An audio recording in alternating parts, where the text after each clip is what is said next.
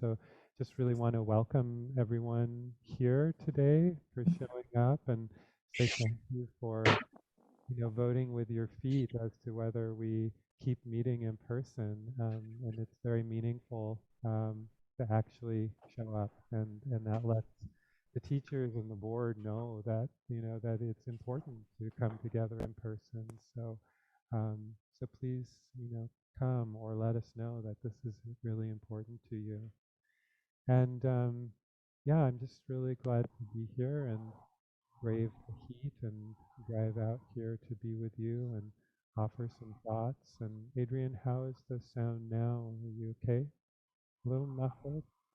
Okay, so yeah, so what we'll do today, my name is Ian Challis, and I'm one of the guiding council, 3 sort of core teachers who teach regularly, and then we have guest teachers every month, and we offer this Sunday. This is sort of our only in-person group right now, and this is our uh, main meeting of the week, but we also have a beautiful Tuesday meeting at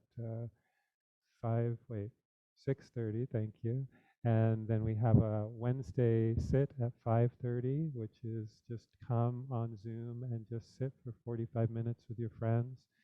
And then Friday, we offer a metta program. Metta is loving kindness, is the practice of compassion, love, sympathetic joy, appreciative joy, or equanimity, the energies of the heart. And it can be a very beautiful practice in terms of bringing these qualities out in your heart and also having a refuge, a place to practice them with other people, which can be really supportive, especially in these days when, we're all dealing with so much. The different ways that we can experience community are really helpful. And so I invite you to that. And I think I'm kind of just doing the announcements today. So, so I want to mention dana. Dana is the Pali word for generosity, the act of giving. There's another word that actually means generosity, but dana is the act of giving. And the only reason that we have sanghas like this is because people have been generous with their time and their resources, their funds, their presence. This is why Buddhism is here 2,600 years after the life of the Buddha, because people give. If it had all been fee for service or payments, I don't think it would have lasted. And it's hard to imagine or even think of another system that can keep going in this way, in the way that dana and giving does. It really, really is a miracle when you think about it. We're just here because of people in the past who have supported the teachings and the places where we practice. So please give. We really need that now. The expenses of renting this space and storing our furniture because we don't know when we'll have a space again, and offering to the teachers and paying for our insurance. It's a lot, and we're running a deficit, so we really need and ask for your support. So, Adrian, anything you want to add to this? I think you pretty much took it all from me. Okay. All right. It seemed like you were kind of busy, so I hope Thank that's you. okay. Yeah, you're so welcome. And many thanks to Adrian, who does so many things for our Sangha, our board president, and the main tech guru. And so we're very grateful for everything that they offer us, and all our members of the board. And it's great to see Fran and Jason and Rule here as well today, members of the board. So I feel like I've just talked a lot. So why don't we move into a practice period, and we'll sit for about 25 minutes, and most of that will be in silence. And then I'll offer some discussion or talk on the topic of liberation, which is what we've been looking at this last month. And I think it's been really helpful for me to look at liberation not so much as an end state, but a process. So we'll be talking more about liberating rather than liberation. So as we sit, notice what is liberating for you in your own practice. Notice the places of ease as you practice. So I'll offer maybe a few moments of invitations and into the practice, and then we'll go into silence. And I'll ring one bell at the start and three to close the meditation period. But I just invite you to find a comfortable, kind posture for your body in this moment. Every time we sit or move into a meditation period, it's always a little different because we're always a little different, depending on the conditions of the day, the conditions of our body and heart and mind. And so really finding that posture for yourself now that is not only kind, but also has a sense of alertness and presence. It doesn't have to be sitting. It can be lying down, it can be standing, it can be reclining.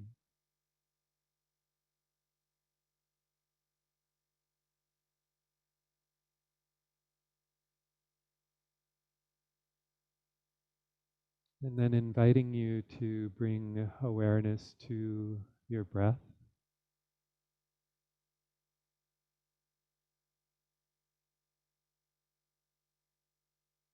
Just noticing this miracle of breathing in and out. Being aware of the breath can connect us to the body in a very beautiful way, a very beautiful and natural way. So for a moment, just noticing the movement of your body as it breathes.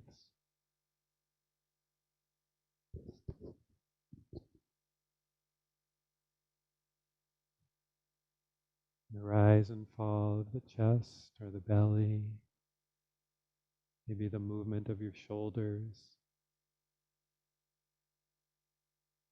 Maybe the sense of air moving through your nostrils or even the throat.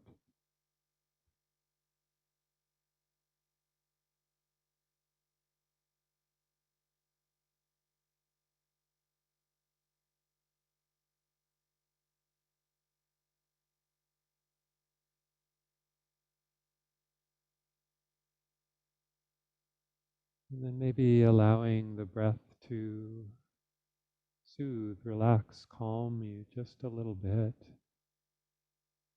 Just inviting the body to relax on the exhales.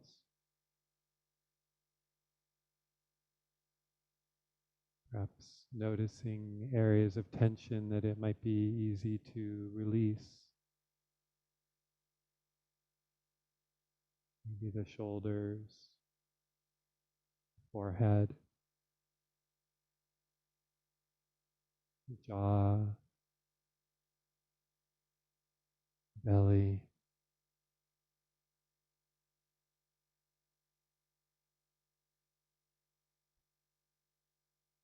Settling into this moment right now, which is all we really have.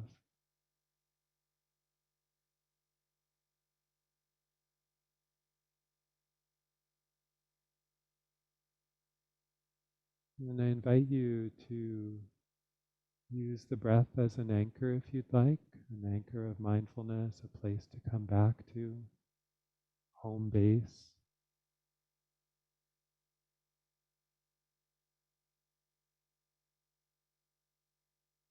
Or to simply allow awareness to be your home base. Just keep coming back to awareness.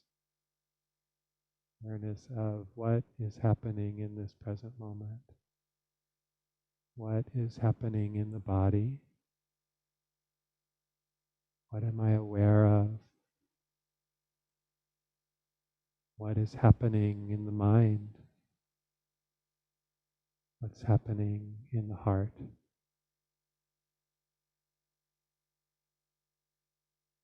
bringing awareness to whatever is here and remembering that intention and that capacity to stay aware.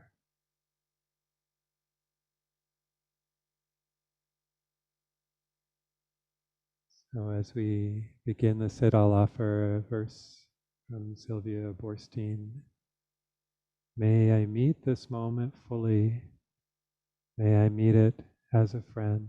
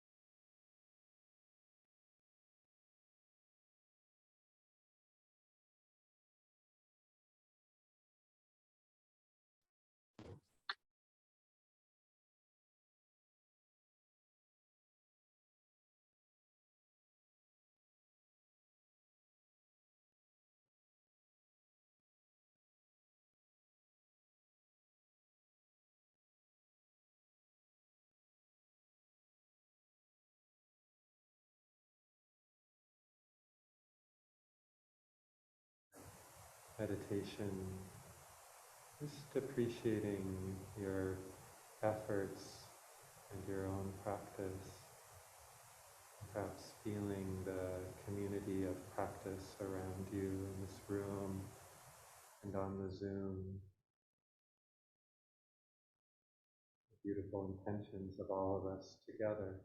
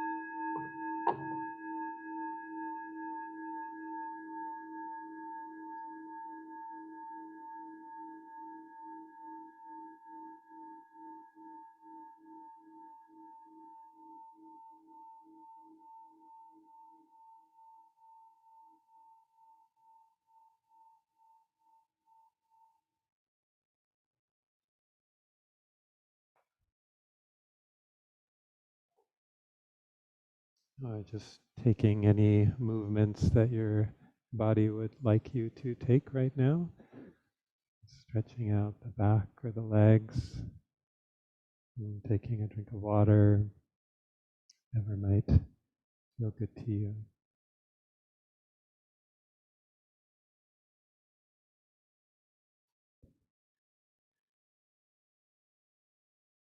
So, every month, Jokai and Mary and I meet and we talk about upcoming themes for our Sunday meetings. What aspects of living a human life do we want to investigate? What do we think would be helpful? And I also wanted to mention, if there's a topic or an area that you'd like to see us address, please let us know. Talk to one of us when we're here, or email us at gc@desertinsight.org. But we're always looking at different aspects of the Buddha's teaching, the Dharma, and like the Eightfold Path, or the dependent origination, or karma, or rebirth, or whatever it might be, and how that shows up in our daily life. And at other times we sort of start more with the experience, like, oh, here's like anger, here's shame, which we'll be doing next month when we look at difficult emotions. And then we see, how do I view these parts of life through the lens of the Dharma? So we're really doing the same thing whichever direction we approach. We're looking at how do life and Dharma show up together? What's the intersection of everyday life and spiritual practice? So that's our kind of inquiry. So liberation is our theme of the month, liberation, and it's a beautiful word. The act of liberating, or the state of liberation, being liberated. And often that word liberation is used as a synonym for nirvana, nibbana, enlightenment, those beautiful words. And to me, there's a little more juice in the word liberation. It feels a little more close at hand, a little more active. Also a little more shared, like something that we might be engaged in together. And I think, as I mentioned before, the sit, before the practice period, it can be helpful to think of it in terms of liberating, like liberating as a process, a path, a field of activity in which we have agency, and less as a state or a destination. So what's useful, it feels like, is to get a sense of what it is that liberates, how the process of liberation works. So we'll talk a little bit about that state of liberation that the Buddha achieved, but we'll focus more on the means, the path towards liberating. So one of my favorite quotes from a Zen teacher, Kobun Adaga, is the contents of this moment are the contents of liberation. The contents of this moment are the contents of liberation. So our movement toward freedom starts right here, right now, with the contents of this moment. So when we do try and describe that experience of liberation or that liberated state using words, it's kind of incomplete. The words can't contain what's limitless. And poetry can help, art can help, silence can help, metaphor can help. And so all of these can kind of orient us toward that experience of freedom, what that is, what the Buddha called final liberation, in the sense that the mind is completely and irrevocably freed from the illusion of separation. So that final liberation, that might be your goal, or maybe your goal is simply just to have a little more freedom in this life as you're living it right now, in this really crazy world that we're inhabiting with injustice and violence and, just shocking stuff like on a daily basis. We're perfectly free to have that be the field of our practice. How do I just get through the day? In the teachings, these are called mundane and supramundane, the worldly liberation and the liberation that goes beyond concepts. And what's beautiful about this path is that no choice is necessary. It doesn't matter. We don't have to choose to go for this state of final liberation or choose just to make life a little better. We can actually do both. The path leads in the same direction. It's just a movement of the heart, an intention toward wholeness, an intention toward that which is liberating, and then stepping in that direction.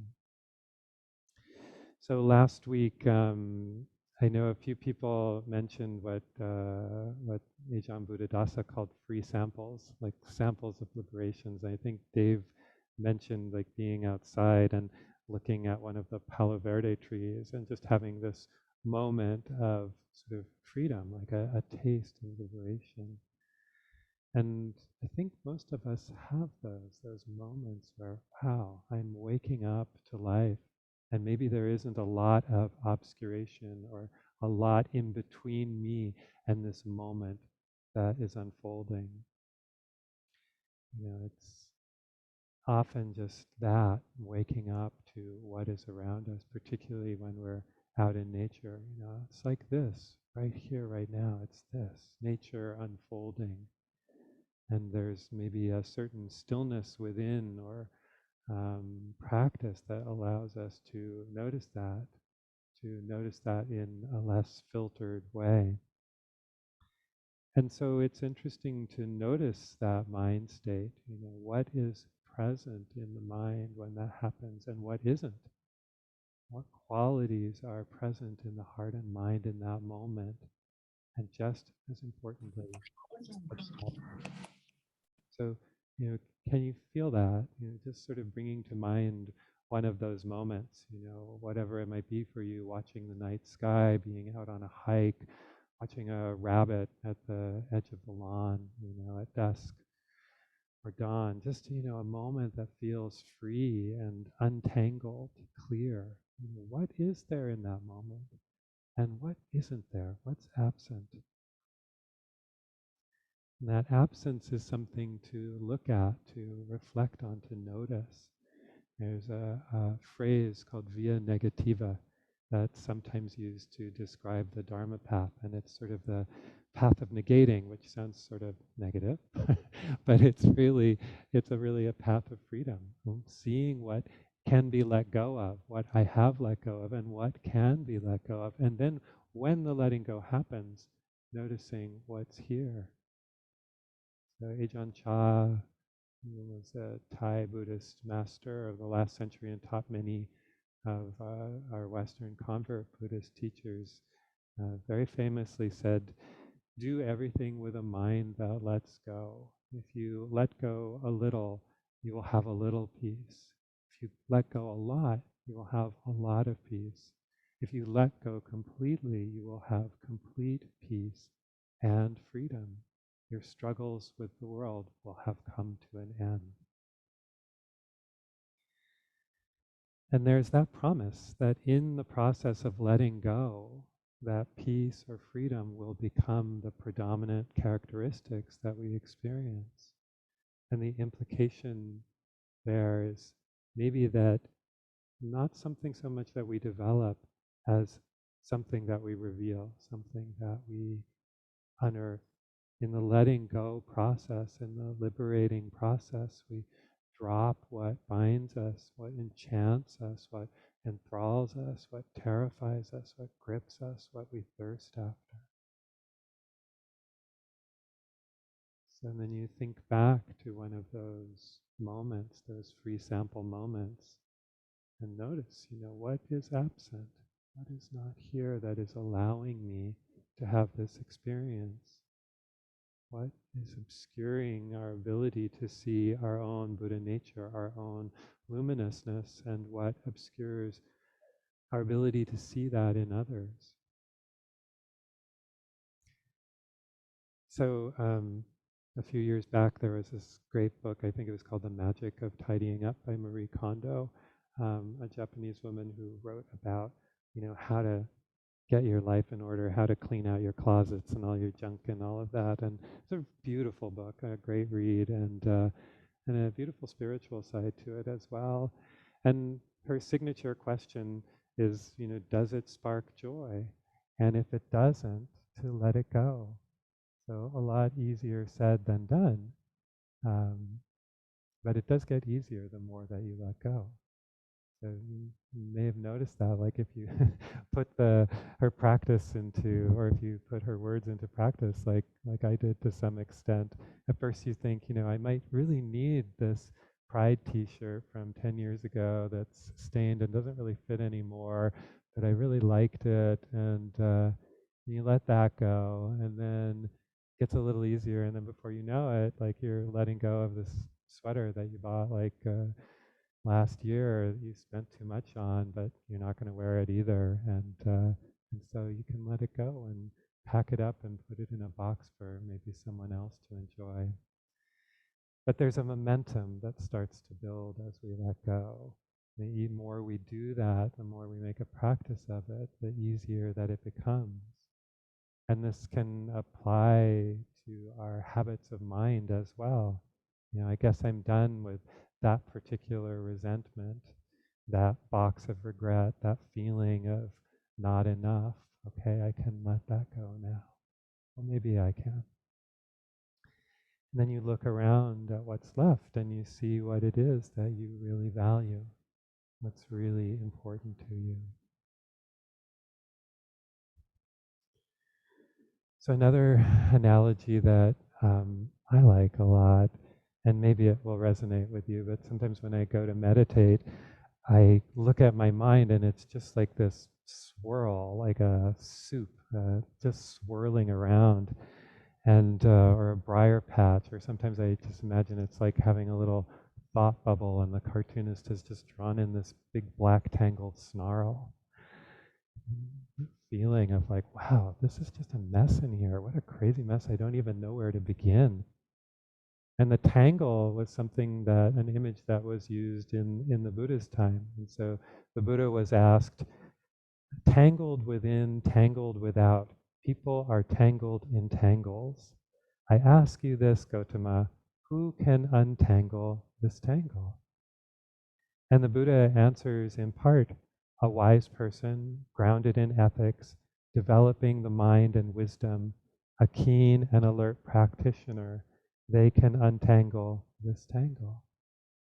So it's us, it's we ourselves. We untangle the tangle using, as the Buddha describes there, the practice of the Eightfold Path through sila, the ethical integrity, samadhi, our mindful awareness, and panya, the wisdom that comes from that base of ethics and concentration. So whether, the analogy of letting go or what no longer serves, or the image of the tangle works better for you, or maybe they both do. It's the same process. Bringing our mindful awareness to what's here and using that, our own inner wisdom, to see what can be let go of, or to see, oh, this is how I can begin to loosen the tangle. And then trusting in the momentum of the process, that the more we let go, the easier it becomes. The more we patiently work with the tangle, the more space and clarity we can create. So we'll come back to the letting go process in a minute, and what we're letting go of, or at least an idea of what we might be letting go of, or what it is that we're untangling from, liberating. But I wanted to spend a moment with a phrase that's been coming up, I'm noticing a lot lately. The heart wants what it wants. I feel like I've been hearing that a lot in the last few months. And I guess it's a line from an Emily Dickinson poem, and it's also a Selena Gomez song, which is maybe why it's more in the culture right now, and I'm hearing it. And I was talking to David about this, and he said he heard it as sort of an explanation of why we sometimes do things that don't really seem to make sense to others, or maybe even to ourselves. Sort of like, I don't know why I'm doing this, but on some very deep level I want to, or I need to. And I started thinking about that question. What does the heart want? What does my heart want? And it depends sort of on how we look at the heart and how we look at our mind-body process. Who is doing the wanting and who is entangled? And so the Buddha offered a framework of investigation of the mind-body process, this place that we often take to be I, the five aggregates, which we've examined in the past, the places where I seems to reside. And basically, these are the natural processes of the mind-body formation.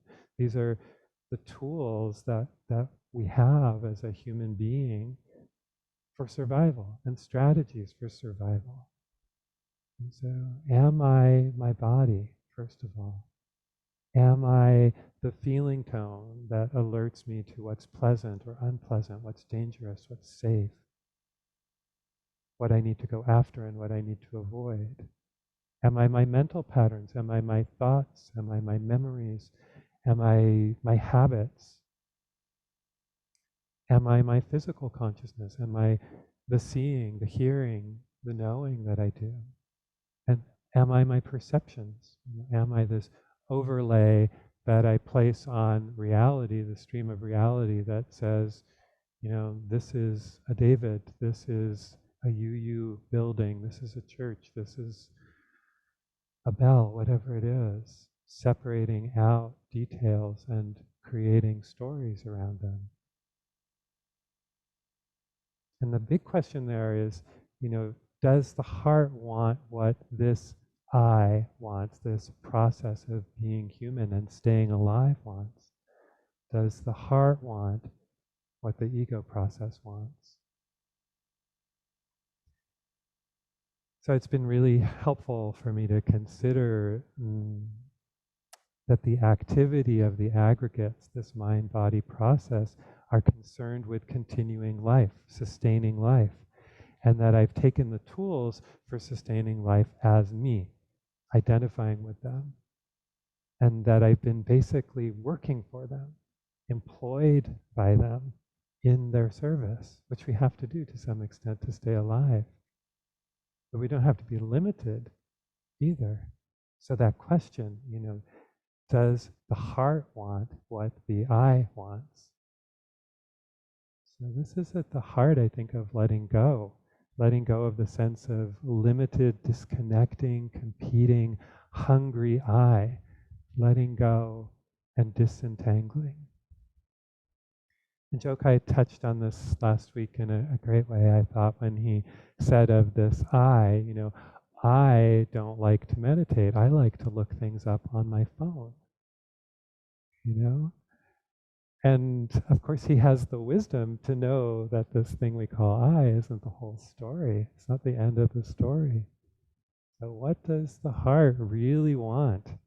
You know, the aggregates, the mind-body process has its agenda, and we tend to identify that until we begin the letting go process, the disentangling, the seeing through. What does the heart, the deep, deep heart want? That's a question to ask ourselves in our meditation. Meditation doesn't just have to be sitting and, seeing what's here. It can also be dropping in a question and contemplating, what do I really, really want? Seeing what comes up around that. What does the heart really, really, really want? And I'm pretty sure, it's not the trip to Fiji or wherever, or, the car, or, that thing, or maybe even that relationship. And if that's what comes up, that's fine. But maybe there's something underneath that. How deep can you go with that question? So Joseph Goldstein, in his book Mindfulness, quotes Dilgo Khyentse Rinpoche, who was a Tibetan, I think a realized master of the last century, who taught many Tibetan teachers who are teaching now. And this is what he wrote. The idea of an enduring self has kept you wandering helplessly for countless past lifetimes. It is the very thing that now prevents you from liberating yourself and others from conditioned existence.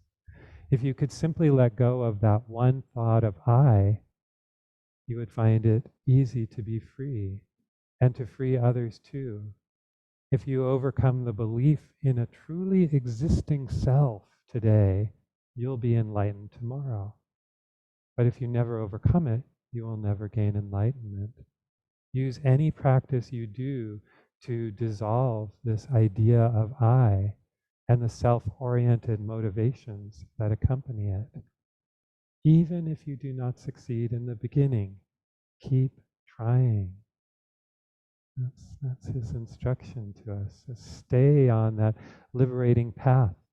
We have the practices of the path, the integrity, the sila, the mindful awareness, the samadhi, and that deep looking of panya, wisdom, that inclines us toward freedom, toward this dissolving of the concrete, bound, tangled up sense of I that feels so real. And from everything that I know in my own experience and everything that I've heard and read in the suttas, it's a gradual path. I mean, I've been at this for 17 years. It's a very gradual path. And it's like, okay, let me work with this little part of the knot that I can see right now, inclining again and again, many liberating moments over time that lead in that direction of liberation. So keep showing up, keep inquiring, what does the heart really want? Maintaining our awareness. That's really all the practice is just maintaining awareness, mindfulness of this moment right now. The contents of this moment are the contents of awakening. And noticing in that awareness what, when I do it, is liberating, and what, when I don't do it, is liberating. Right? Slow down the mind-body process, or just bring that present moment awareness to it. What do I learn? What's here? And then what time, what is it time to let go of? And what's ready to just fall away? Because that's really more what it feels like for me. It's just a falling away when the time is right. I wouldn't invite you, the Buddha says, to abandon the limiting energies if I thought you could not abandon them. But because I know you are able to abandon them, I invite you to abandon the limiting energies.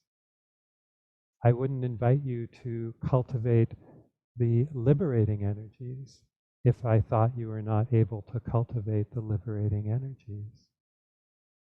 But because I know you're able to cultivate them, I invite you to cultivate the liberating energies.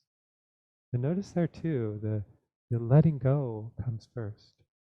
I think, so there's a via negativa and a via positiva, but the letting go comes first.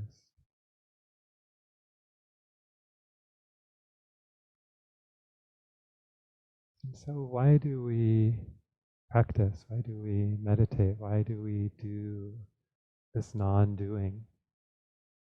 Instead of looking things up on our phone or binging a new season of whatever it is, totally okay to do those things. We all do them. At least I imagine we do. But here we are, all of us either practicing, meditating, or wanting to, answering some real call of the heart through our presence.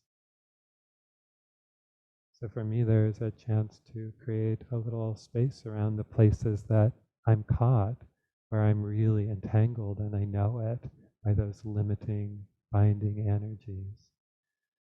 And to recognize and hold that with kindness and consider calling in the liberating energies, letting go, calling in, waking up from the dream of I and noticing what's ready to be let go of, or what has been let go of. Sometimes we let go of things and we don't even realize that we've done that. And so I don't practice so much anymore to get somewhere. I love to read the language of liberation. I love to read words and hear talks on nirvana, But I'm here with the contents of this moment, here and now. That's the realm of practice. So I keep paying attention to this moment and know that the letting go process will happen in its own time. One of the poems that I really love, short 4-line poem by Kabir, is slowly, slowly, O mind, everything in its own pace happens. Gardener can water 100 buckets. Fruit arrives only in its season. So my work is just to listen deeply, to really pay attention and to notice where I'm bound, where I'm free, and to notice the state of mind around that. And it doesn't sound like very much to do. It's not all that complicated really, but it's huge. This is what the practice is, the noticing, the paying attention, the getting curious around that process of I, and focusing more on what's liberating rather than some idea of a destination that's ultimately beyond concepts.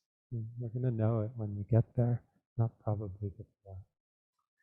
And enjoying the free samples, and notice those free samples. What's happening in that moment? What's present and what's not present? And remembering what it is that the heart really, really, really wants. So who can untangle the tangle? Only me, only you. We're the only ones who can do it. So I wanted to share another passage by a current day Tibetan Rinpoche, Dzigar Kongtrul. And he reminds us that we each need to walk the path by ourselves, for ourselves. And he says the potential for realization or liberation is universal and present for all of us. And true benefit will come from your own efforts and realization. For your efforts to bring benefit, you must take your life into your own hands and examine your mind and experience. That then, again, is the practice. Aware and awake to your life and your mind. From this point of view, and I love this part, from this point of view, nobody could be kinder to you than yourself. And nobody could have a greater effect on you or actually do more for you than yourself. So he's saying, Nobody could be kinder to yourself than you yourself. No one can have more of an effect on your life than you yourself. The Buddha said, I have shown you the path of liberation. Now liberation depends on you. And he goes on, this is really true. If you don't take your life into your own hands, not even the Buddhas can make a difference. It's up to you.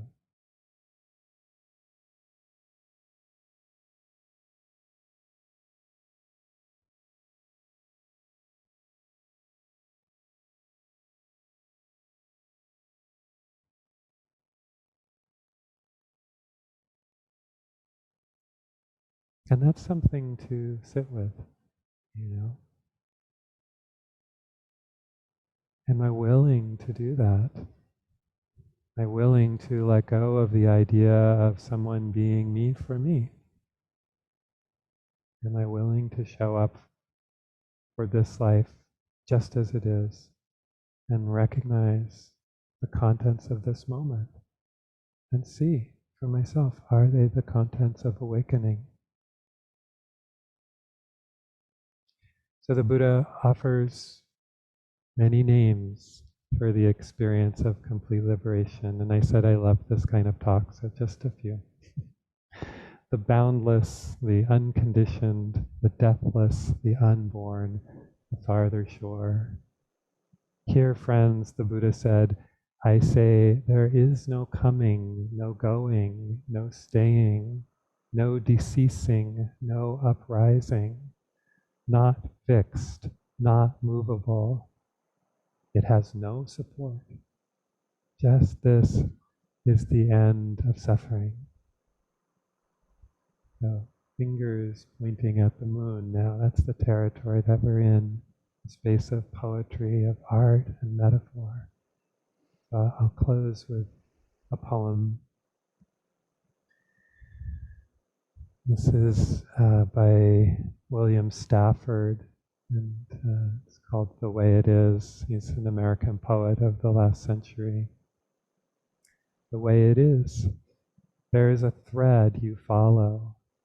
It goes among things that change, but it doesn't change. People wonder about what you are pursuing. You have to explain about the thread, but it's hard for others to see. While you hold it, you can't get lost. Tragedies happen, people get hurt or die, and you suffer and get old. Nothing you do can stop time's unfolding. You don't ever let go of the thread.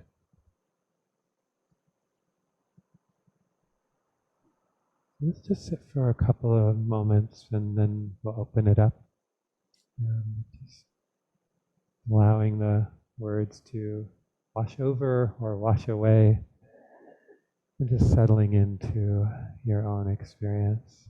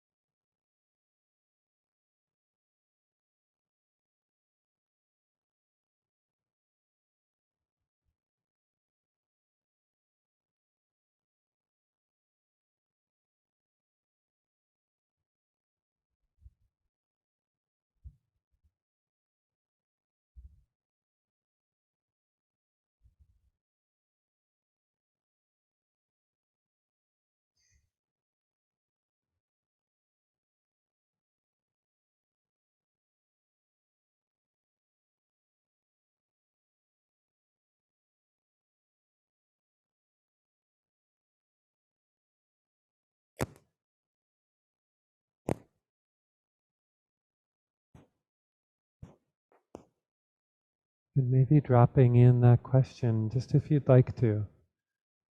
What does the heart really, really want? What do I really, really want deep down underneath everything?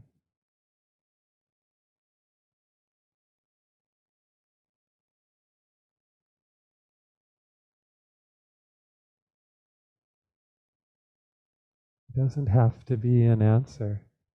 It can just be the question.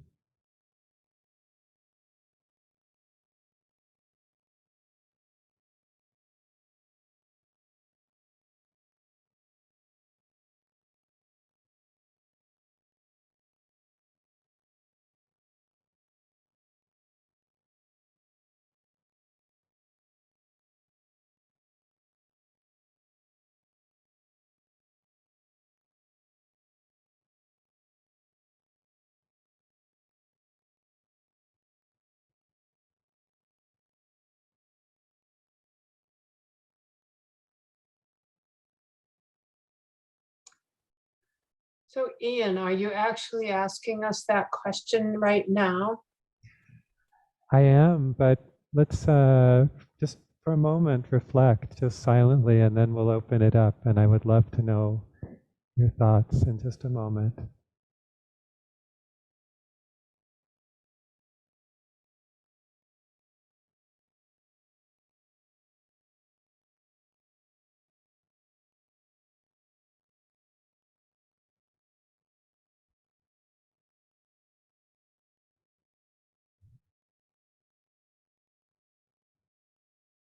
It's at the center of everything, and yet how often do we ask ourselves this?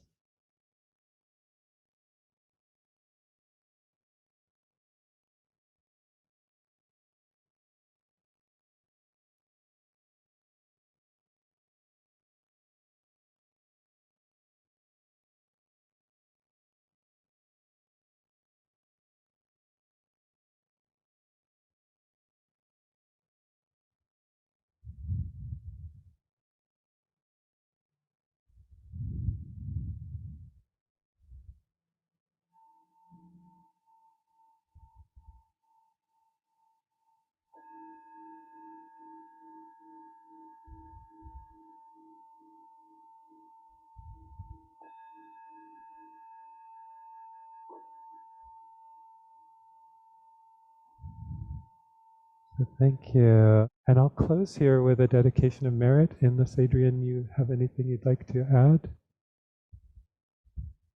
So I was distracted by all the buttons in the beginning when you did your announcements. I don't know if you announced our YouTube channel. I did not. So we have a YouTube channel now. You can find it linked on the weekly newsletter. And we started uploading with the first talk on liberation. That was with Mary. So Mary's talk on liberation is up. Jokai's talk on liberation is up. And the goal is, and so far we've been doing good at that, is getting the previous talk up on that before the next talk. Wow. So if you want to listen back at a couple of those talks and listen to Ian's talk again, go to our YouTube page. It's brand new for us, and we're really excited about it. Oh, thank you. Thanks, Adrian. And I think thanks to Fran as well, right? For making that happen. Thank you. And Kelly, our volunteer Kelly, I don't know if Kelly. she's on the Zoom today. Yeah. It's totally her project. Oh, She okay. came forward and wanted to help with that. Thank you. Thank you, Kelly, if you're out there. Beautiful. Okay. Okay, so let's close. And, we traditionally do a dedication of merit, which is just a fancy way of sending out whatever good will and love and care is in your heart to those who aren't here, those who you've known in the past, people you've practiced with, people around the world, ultimately all beings, and recognizing that we are not truly alone, and that when we practice this way, we practice not only to benefit ourselves, but we practice to benefit all beings without exception. And so just taking a moment to offer that feeling, that sense of connection and care to all beings.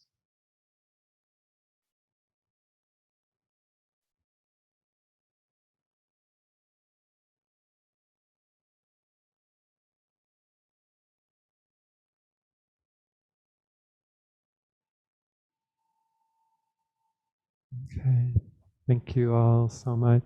And next week, our teacher will be Katie Wiss, who is a fully trained teacher from Spirit Rock. I met her at the queer retreat at Damadena a couple of years ago. She lives in Connecticut. She's a college professor there, and a wonderful practitioner and teacher, and she will be with us next week, but she'll be on the screen along with our Zoom folks, and you're welcome to come in person or on Zoom, and hope you enjoy it, and look forward to seeing you there or anytime we practice. Okay, thank you.